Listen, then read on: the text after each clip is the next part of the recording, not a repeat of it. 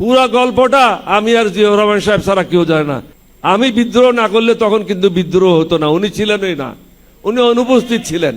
উনি চট্টগ্রাম বন্দরের দিকে যাচ্ছিলেন। ওনাকে যদি ফিরে না আনতাম, কয়েক মিনিট পর উনাকে মেরে কর্ণফুলিতে ফেলাই দিত। জিয়াউর রহমানকে হত্যা করতো 5 মিনিট পরে, আমি যদি ফিরে না আনতাম। আপনার বাপ পুরা পৃথিবীতে প্রসিদ্ধ হয়েছিল স্বাধীনতা ঘোষণা করে, আপনার মা প্রসিদ্ধ হয়েছিল সংসদীয় গণতন্ত্র প্রবর্তন করে। সুতরাং আপনি প্রসিদ্ধ হয়ে যান সংস্কারগুলি করে। আমি একজন মুক্তিযোদ্ধা হিসেবে আগামীকাল আমাদের স্বাধীনতা দিবস, এটাকে সামনে রেখে আপনাদেরকে এবং সমগ্র দেশবাসীকে আন্তরিক মোবারকবাদ এবং ধন্যবাদ জানাচ্ছি।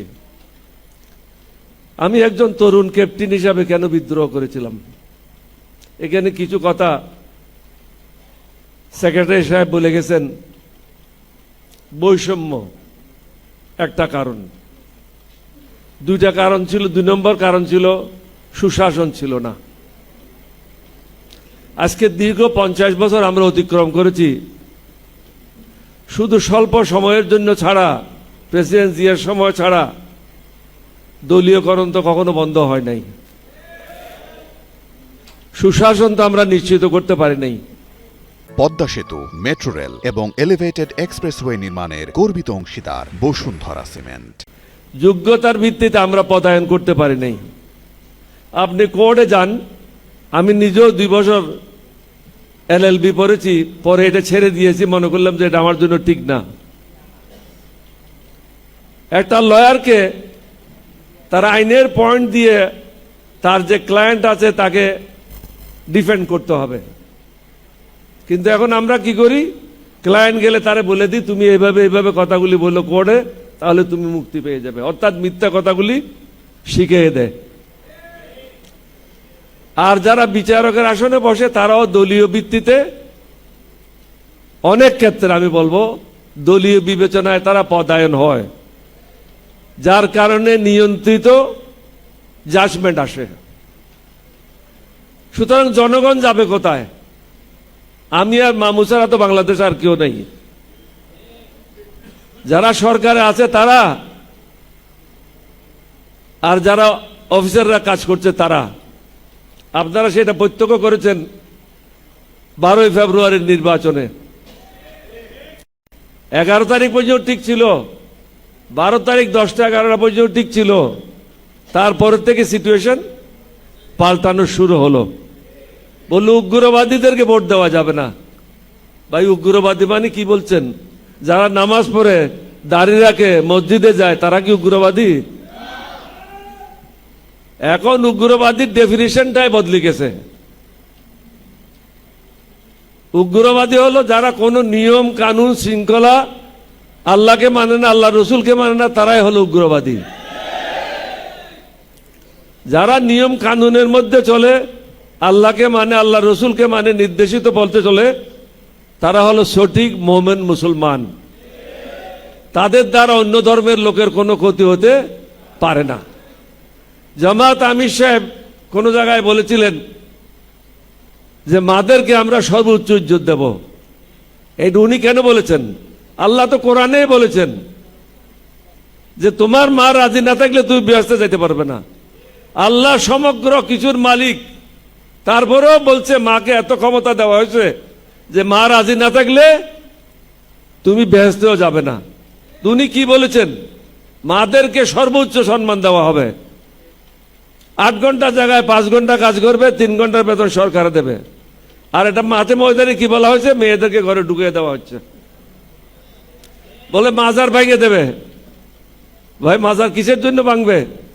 এটা না ভাঙার জন্য তো জামাতের ছেলেরা, আমাদের দলের লোকেরা বিভিন্ন জায়গায় আমরা পাহারা দিয়েছি। মন্দির পাহারা দিয়েছি, মঠ পাহারা দিয়েছি, সব জায়গায় আমরা পাহারা দিয়েছি। এটা হলো একটা বয়ান, যারা আমাদেরকে পছন্দ করে না তাদের বয়ান। 1971 সালের পরে কি বয়ান ছিল? মুক্তিযুদ্ধ এবং অমুক্তিযুদ্ধ। এটা করে আমরা একটা দেশকে ডিভাইড করেছি। আমি প্রেসিডেন্ট জিয়ার সময় বলেছিলাম, প্রেসিডেন্ট জিয়াকে বলেছিলাম, আমাদের একমাত্র কাজ হবে টু ইউনাইট দ্য নেশন, ঐক্যবদ্ধ জাতি করতে হবে। বিভিন্ন জনের বিভিন্ন মত থাকবে, বিভিন্ন পথ থাকবে, বিভিন্ন পথ ধারা থাকবে। এটা বিকশিত হওয়ার জন্য আমাদেরকে সুযোগ করে দিতে হবে। বাধা স্বরূপ আমরা কাজ করতে পারবো না। এখন আসেন, গোলাম পরোয়ার সাহেব এখানে বলে গেলেন যে সংস্কারগুলি যেন করা হয়। আমি মাননীয় প্রধানমন্ত্রীকে বলবো, আপনার বাপ পুরো পৃথিবীতে প্রসিদ্ধ হয়েছিল স্বাধীনতা ঘোষণা করে, আপনার মা প্রসিদ্ধ হয়েছিল সংসদীয় গণতন্ত্র প্রবর্তন করে। সুতরাং আপনি প্রসিদ্ধ হয়ে যান সংস্কারগুলি করে, ইতিহাসের পাতায় নাম লেখান।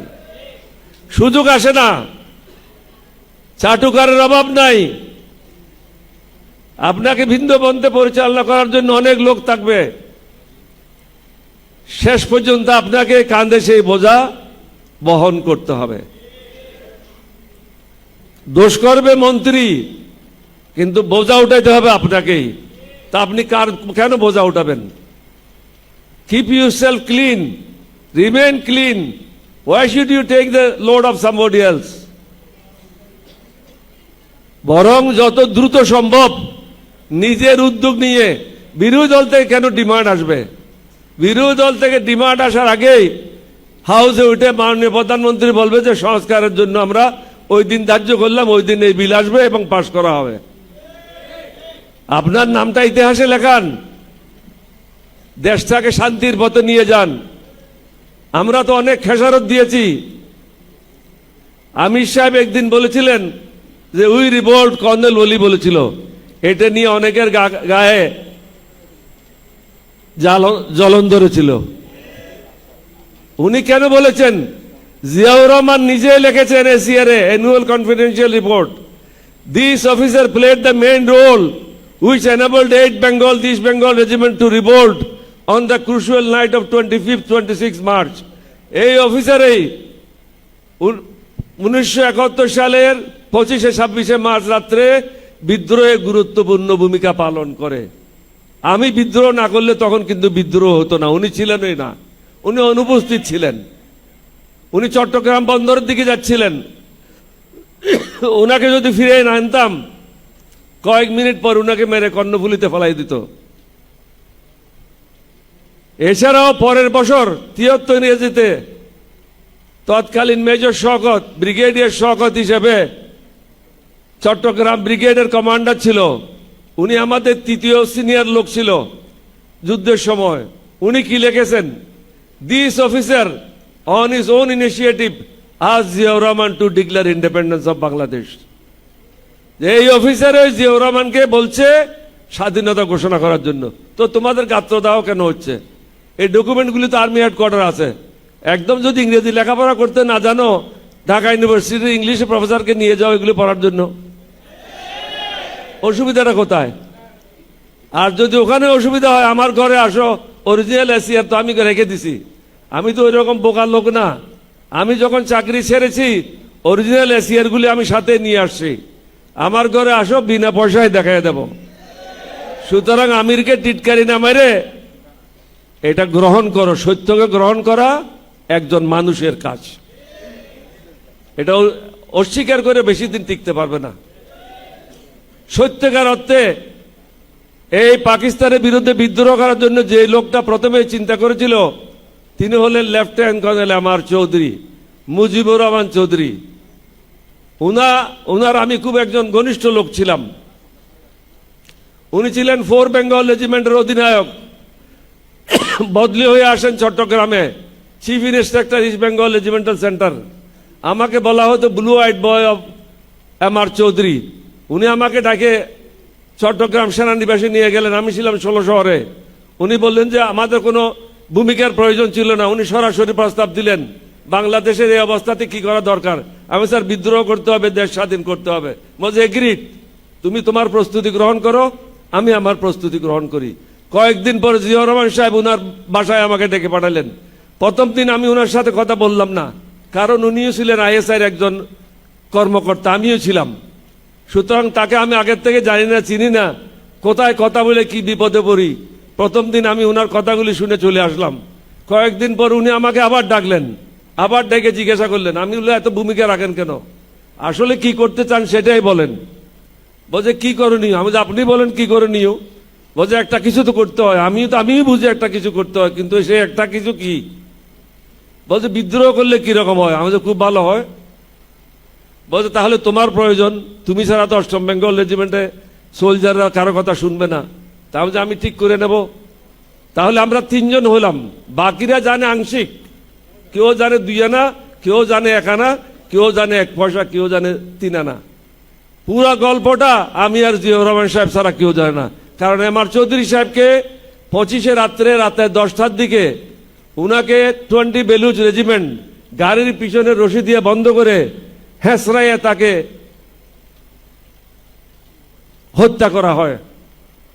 জিয়াউর রহমানকে হত্যা করতো 5 মিনিট পরে আমি যদি ফিরে এনে আনতাম। এটা আমি ফিরে আনি না, এটা আল্লাহর হুকুম। আমি মালিকের হুকুমটা পালন করেছি মাত্র। আমি বাংলাদেশ সেনাবাহিনীর 1st ব্রিগেড মেজর। কত বড় অন্যায় আর্মিতে হয় সেটা এখন বুঝেন, বুঝানোর জন্য। জিয়াউর রহমান প্রথম ঘোষণা দিলেন, I declare myself as a provisional head of the state and independence of Bangladesh. 27 তারিখ সন্ধ্যায় কালুঘাট, এটা ট্রান্সমিটিং স্টেশন ছিল না, ব্রডকাস্টিং স্টেশন ছিল না, ট্রান্সমিটিং ছিল। ওটাকে আমরা রূপান্তর করে ব্রডকাস্টিং স্টেশনে আনলাম। ওটার থেকে তিনি ব্রডকাস্ট করলেন, আমি পাশে বসা ছিলাম।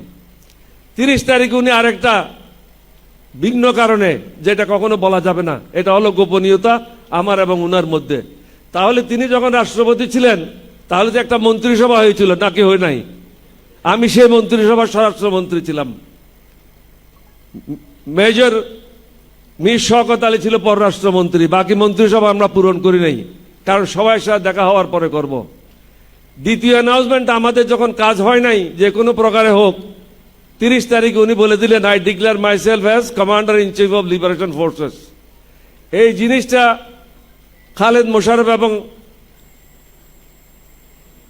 শফিউল্লাহ সাহেব মেনে নিতে পারে নাই। শফিউল্লাহ সাহেব একই কোর্সে জিয়া সাহেবের, কিন্তু জিয়া সাহেব সিনিয়র ছিল, কিন্তু তারা মেনে নিতে পারে নাই। তারা জিয়াউর রহমানের বিরুদ্ধে ষড়যন্ত্র করলো। ষড়যন্ত্র করে সাপ্লাই কোরের পৃথিবীতে কোনোখানে আর্মি চিফ হয় না, সেনাবাহিনী প্রধান হয় না, প্রধান সেনাপতি হয় না, কিন্তু ওসমানী সাহেব একজন পলিটিশিয়ানকে নিয়ে প্রধান সেনাপতি বানাই দিল সাপ্লাই কোরের লোক। কেন বানাই দিল? জিয়াউর রহমানকে দমন করার জন্য। এবং শুধু দমন করলো না, 3টা ফোর্স খাড়া করলো, K force, Z force, S force. এটা করার পরে খালেদ মোশাররফ নিজের জায়গায় রইল, শফিউল্লাহ নিজের জায়গায় রইল, জিয়াউর রহমানকে দেওয়া হলো মেঘালয় তুরা নামক স্থানে, গভীর জঙ্গলের মধ্যে। এখন যেন উনি আর বাংলাদেশে ফিরে আসতে না পারেন। উনার বিরুদ্ধে অনেক ষড়যন্ত্র হয়েছে। থাকার তো কথা 1 নম্বর সেক্টরে। যা হোক, এই সিদ্ধান্ত যখন হয়, উনি আমার সাথে দেখা করতে আসেন ছাগল নাইয়ের উল্টা দিকে শ্রীনগর বিউপিতে। উনি আমার সাথে দেখা করতে আসলেন যে বিদায় নিতে আসছি, অনেকদিন একসাথে কাজ করেছি, আগামী দিনেও হয়তো সুযোগ হলে একসাথে কাজ করব। এই বিদায় নেওয়ার সময় আমি ওনাকে জিজ্ঞাসা করলাম, আপনি কি চান, আমার কাছ থেকে কি আশা করেন? উনি বললেন, তোমার কাছ থেকে আশা করি তুমি যদি এই যুদ্ধের সময় আমার সাথে থাকতে, এর থেকে বেশি বড় পাওনা আমার কাছে আর কিছু ছিল না। তাহলে আপনার সাথে আছি, আপনি যান, আমি কালকে সকালে গাড়ি নিয়ে রওনা হব। বল তোমার পোস্টিং অর্ডার? আমার পোস্টিং অর্ডার কে করবে? আমি কোন ব্যাটার আন্ডারে আসি? আমি যখন বিদ্রোহ করেছি, আমি কোন সংবিধান মেনে করেছি? আমি কারণ নেতৃত্বে করেছি? আমি তো নিজেই বিদ্রোহ করেছি। সুতরাং অর্ডার কিসের? ওসমানীর অর্ডার নিয়ে আমি কোনোখানে যাব না। আমার জিপ, আমার অর্ডারলে আমার বন্দুক, এ হলো আমার সাথী। পরের দিন সকালে আমি তুরাতে চলে গেলাম। তুরাতে গিয়ে জঙ্গল পরিষ্কার করে ব্রিগেড হেডকোয়ার্টার সেট আপ করলাম। জিয়া সাহেব 3 দিন পর এসে দেখে কি সুন্দর ব্রিগেড হেডকোয়ার্টার। উনি বললেন যে এখন ইন্ডিয়ান আর্মির থেকে একজন মেজর আসবে, ব্রিগেড মেজর হবে। তা আমি চুপচাপ থাকলাম। জেড ফোর্সে ব্রিগেড কমান্ডার, সরি এস ফোর্সে ব্রিগেড মেজর আসলো ইন্ডিয়ান আর্মি থেকে, কে ফোর্সে আসলো, জেড ফোর্সে আসলো সন্ধ্যার সময়। আমি ওকে বললাম রাত্রে খাও আর ঘুমাও, সকালে নাস্তা করে এখান থেকে ভাইগে যাও। ও বলে কেন? আমি যে এখানে আর কেউ থাকবে না, এখানে আমি ছাড়া আর কেউ নেই, আমার বন্দুক থাকবে সাথে, উল্টাপাল্টা কাজ করলে কি করবো এটা বুঝতে পারো। তো জিয়াউর রহমান সাহেব আমাকে ডাকলেন, বলে তুমি কি ব্রিগেড মেজর কাজ জানো? আমি জানি না। আপনি তো ব্রিগেড মেজর কাজ জানেন, আপনার থেকে শিখবো। আমার যে সুবেদার মেজর রহমান আছে, সে তো দ্বিতীয় বিশ্বযুদ্ধের সুবেদার, তার কাছ থেকে শিখবো। কিন্তু ইন্ডিয়ান অফিসার জেড ফোর্স হেডকোয়ার্টারে থাকবে না। আমি বিদায় করে দিলাম। শেষ পর্যন্ত 4 জন অফিসারের ডিউটি আমি করেছি। জিয়াউর রহমান লিখেছে, আমার অ্যানুয়াল কনফিডেন্সিয়াল রিপোর্টে লিখেছে that at times he performed the duty of DQMG and other. আমি যেটা বলতে চেয়েছিলাম, আমি যে ব্রিগেড মেজর ছিলাম, সেনাবাহিনীতে এই অর্ডারটা হয় নাই। 1971-এও হয় নাই, 1972-এও হয় নাই, 73-এও হয় নাই, 74-এও হয় নাই, 75-এ আমি যখন আর্মি হেডকোয়ার্টার আসলাম, তখন মিলিটারি সেক্রেটারি ছিল ব্রিগেডিয়ার নাসিম, পরে সেনা প্রধান। তাকে আমার অফিসে ডেকে পাঠাইলাম, আমি যে আজকে সন্ধ্যার মধ্যেই এটা অর্ডার হবে। দ্যাট ক্যাপ্টেন ওলি ওয়াজ ব্রিগেড মেজর এই পিরিয়ড থেকে এই পিরিয়ড পর্যন্ত। তা আপনি শুধু বৈষম্য বাইরে হয় এটা না, আর্মিতেও আমার প্রতি বৈষম্য হয়েছিল। এই বৈষম্য থেকে আমাদেরকে বের হতে হবে। যারা আল্লাহকে মানে না, নবীকে মানে না, তারাই বৈষম্য করে। আল্লাহ রসুলকে মানলে, নিয়মিত 5 ওয়াক্ত নামাজ পড়লে বৈষম্য তখনও হবে না। আমি কালকেই একজন আলেম ওয়াজ করতেছিল, ওটা শুনলাম। বলল যে ছেলে যদি হাসি মুখে বাবার চেহারাটা দেখে, সে যদি হজও করে, এ হজের কোনো গ্যারান্টিও নাই, ওয়ারেন্টিও নাই। কিন্তু বাবার যে হাসি মুখে মুখটা দেখলো, এটা একটা হজের সওয়াব হয়ে গেল। যেখানে মা বাপকে এত ইজ্জত দিয়েছে আল্লাহ রব্বুল আলামিন, সেই কথাটাই তো আমিরে বলেছিল। তাহলে অন্যদের গাত্রদাহ কেন হলো?